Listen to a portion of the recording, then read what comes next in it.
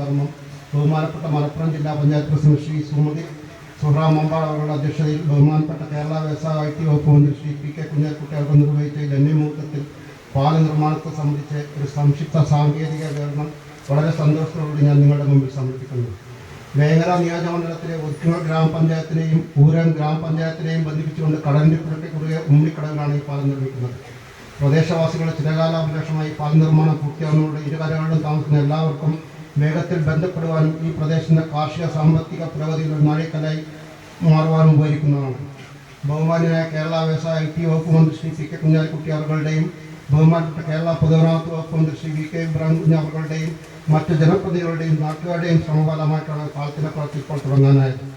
പാലം നിർമ്മാണത്തിന് 9/3/2012 സർക്കാർ ഉത്തരവ് പ്രകാരം 371 പ്രകാരം 450 ലക്ഷം രൂപയുടെ ഭരണാനുമതിയും ചീഫ് എഞ്ചിനീയറുടെ 19/2013 ഉത്തരവ് പ്രകാരം 552 ലക്ഷം രൂപയുടെ സാങ്കേതികതയും ലഭിക്കുകയുണ്ടായി.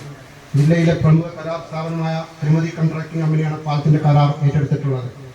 22.32 മീറ്റർ നീളമുള്ള 4 സ്പാനുകളോട് നിർമ്മിക്കുന്ന പാലത്തിന് 89.28 മീറ്റർ നീളവും 2 വരിയോ വാഹനങ്ങൾ ഒരേ സമയം കടന്നു പോകുന്നതിന് 7.5 മീറ്റർ വീതിയുമുണ്ട്.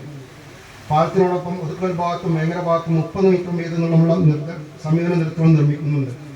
പാലത്തിൻ്റെ പ്രവൃത്തി ഇപ്പോൾ തുടങ്ങാനായത് ബഹുമാനപ്പെട്ട കേരള വ്യവസായ വകുപ്പ് ശ്രീ പി കുഞ്ഞാലിക്കുട്ടി അവരുടെയും ബഹുമാനപ്പെട്ട പൊതുമരാമത്ത് വകുപ്പ് ശ്രീ ഇബ്രാഹിം അവരുടെയും മറ്റ് ജനപ്രതിനിധികൾ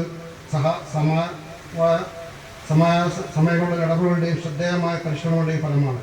കൂടാതെ പാലം നിർമ്മാണത്തിന് വേണ്ടി ഭൂമി മുൻകൂറായി ലഭ്യമാക്കാൻ അശ്രാന്തം പരിശ്രമിക്കുന്ന നാട്ടുകാരെ പ്രത്യേകമായി അഭിനന്ദിക്കാൻ ഞാൻ ഈ അവസരം വിനിയോഗിക്കുകയാണ്.